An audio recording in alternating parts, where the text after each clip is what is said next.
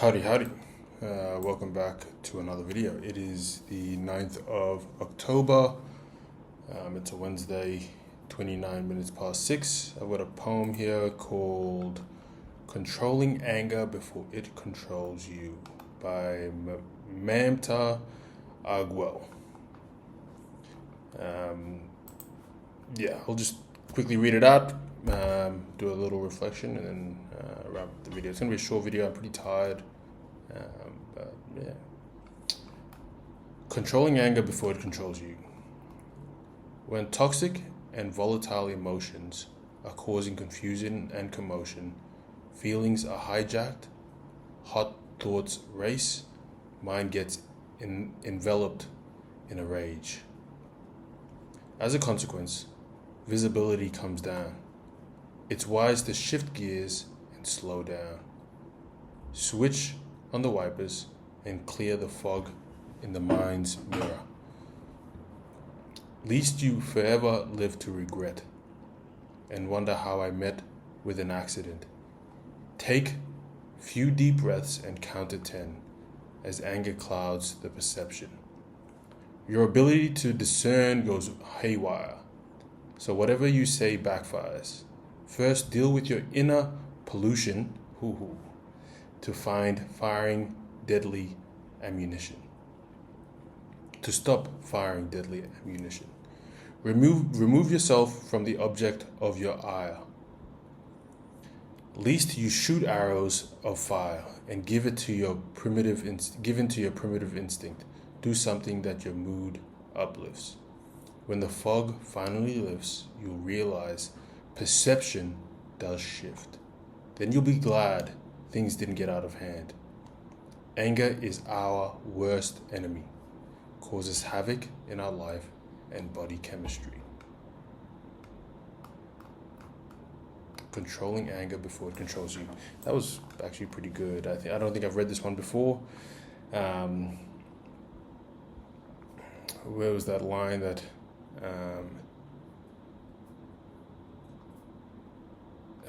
where was it that I guess it's the consequence for you, least you forget to live and wonder how you met with an accident. Take a few deep breaths and count to 10. The anger clouds your perception. It certainly does. First, deal with your inner pollution. Just today I was caught up in a situation where I thought, I wanted to get angry quite quickly, and very fortunately enough, I was able to.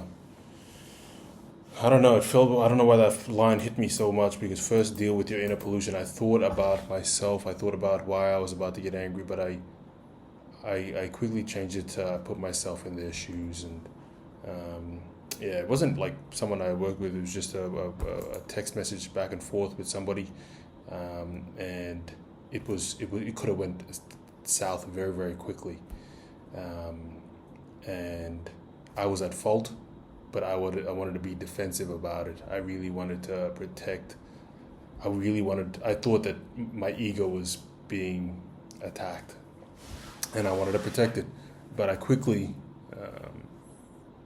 just put myself in their shoes, and I wanted to see why they were bringing it up now, and how it would have made them feel, my actions. And when I did that, I don't know why it just calmed me down, because I put myself in their shoes and I felt their frustration. And I don't know, I felt no onus on me. Like I didn't have to justify myself anymore. I could just look at it through their eyes, and I don't know, just helped me see the issue a bit differently. That was definitely my favorite line. First, deal with your inner pollution to stop firing deadly ammunition. Because that seems to be what anger, what fear, what angst does, is that it clouds your mind, and it makes you, or you end up saying a lot of things that you don't mean, or you do mean, but are extremely inappropriate, and it's the things that you want to say to hurt the other person. And there's nothing worse than living with that regret afterwards.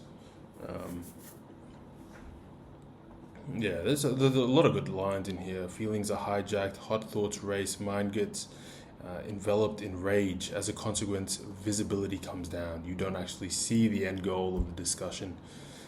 It's wise to shift gears and slow down. Switch to the wipers and clear the fog in the mirrors, in the mind's mirror. Um, Truly, and I think it shows a lot of character. It goes to someone's character, their ability to do that. Man or woman, I think it just comes down to the person.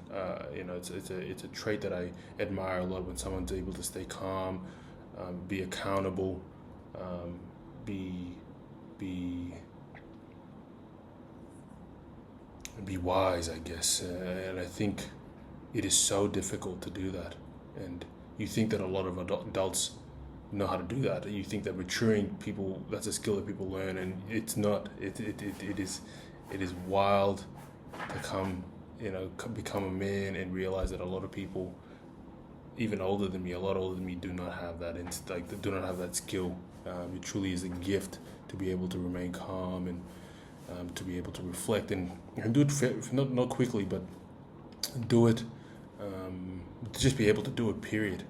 I think it's and it's very very difficult. It's not easy. But yeah, a friend actually mentioned to me today what the difference between pride and ego is, and I agreed with her. She said that pride often fuels ego. When you feel like your ego is being attacked, you should be proud of yourself, and in that sense, you should be able to protect yourself, be quite defensive about yourself. But as I was thinking about that on my drive this afternoon, I thought about Mike Tyson's video and how he said that I remember I am nobody, and because of that I can never be offended. And I loved it so much because it just removes that ego, and I don't feel the sense of trying to convince someone of my perspective.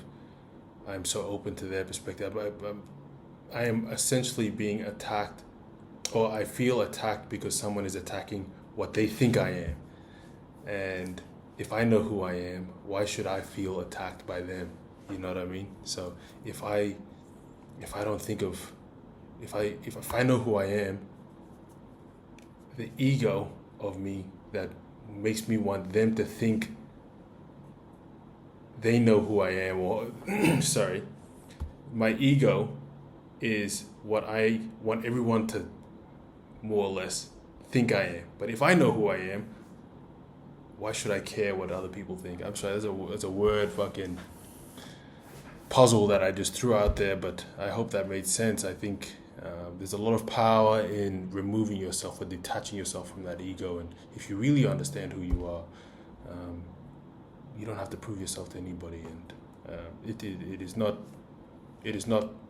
easy. It is extremely hard, but I think acknowledging it and working through it is very important. And today I had an opportunity to do it, and I'm glad that I was able to do it, and